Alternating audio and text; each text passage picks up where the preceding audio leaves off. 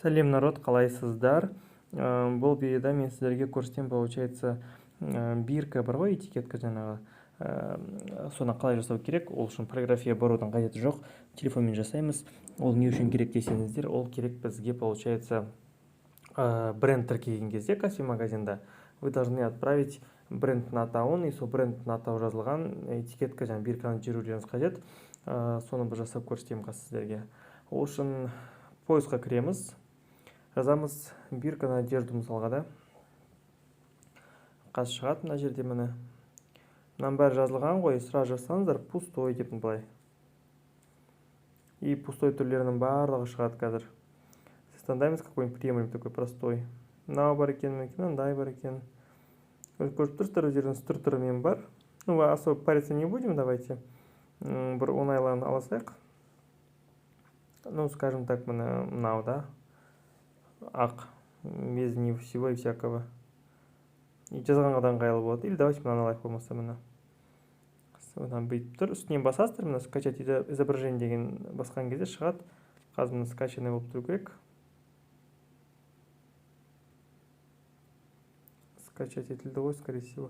Давайте галереяны көрсілейік. Скачать етілді. Все, шығамыз.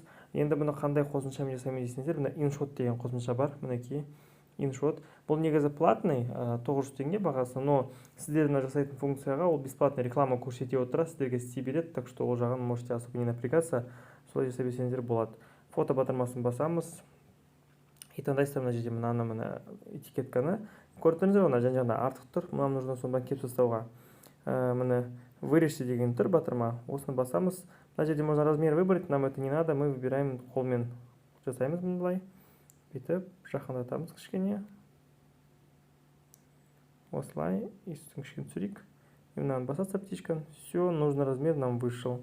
Теперь что делаем? Мы теперь пишем сюда. Негізі мына көрдіңіздер, волнистый тұр ғой, осындай болып тұр. Негізі ештеңе етпейді, ол особо рөл ойнамайды.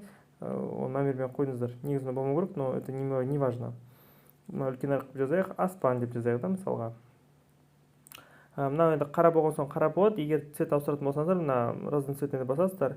Здесь можно мінекей текстің цветтерін ауыстыруға, там какой надо. Қара қалдыра берем. Граница қоюға. Көрдіңіздер ма? Андай. Оттенок таңдайсыздар, мысалы розовый, да, я хочу. И он сейчас будет розовый. Либо я хочу белый, да. И он будет белый, мынандай. Астында көлеңкесі тұр, көрдіңіздер ма? Сол сияқты. Ну, я олай істеген келмейді маған, обычно ұнайды маған. И мынаны тексті басасыздар, и осыны былай ақырын, опс, міне. Бұрасыздар, үлкейтеміз кішкене. Аспан деп. Тік.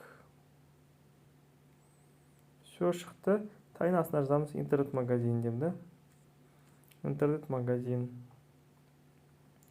Остается кішейтеміз кішкене былай.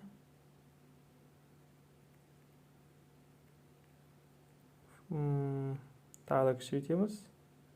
И қараңыздар, мына үстіндегі ориентируйтесь не на суретке, а теперь на текстін үстіндегі текстпен бірдей уровеньде тұр ма, соны қараңыздар. Нормально, нормально. Можем жақындатуға, либо осылай қой берейік на расстоянии, мне это не важно. И теперь напишем там номер, да, мысалға. +7, там 7, 777, там, не знаю, 879, 56, там 78, да, скажем так, у кого-то, да, мысалға номер осындай. Осыны жазамыз. Мұныкі бұрамыз, мынаны былай. Бұрамыз, кішірейтеміз мынаны. Что астында фото қойылып жатыр. Номерді қалдырамыз, тағы кішірейтеміз. Астына қоямыз.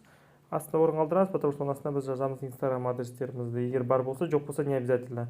Ну, мен жазбай қоямын, жазатын болсаңыздар, можете астына жазуға, болмаса номер жазсаңыздар. Все, в принципе, болды. И осылай логотип, особо париться тоже не нужно. Полиграфияға барып, там басқасына и так далее. Все, мінекей сохранить батырмасын басасыздар. Сіздерде мында мен сразу сохраняется, потому что мен ақшасын төлеп қойғам. А сіздерде мына реклама болады, пропустите рекламу деп, потом сохранить етсеңіз шығады мінекей.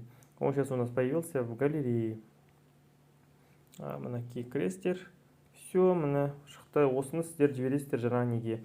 Этикетка жасайтын кезде, бренд тіркейтін кезде, осы этикетка бирка ретінде осыны жібересіздер.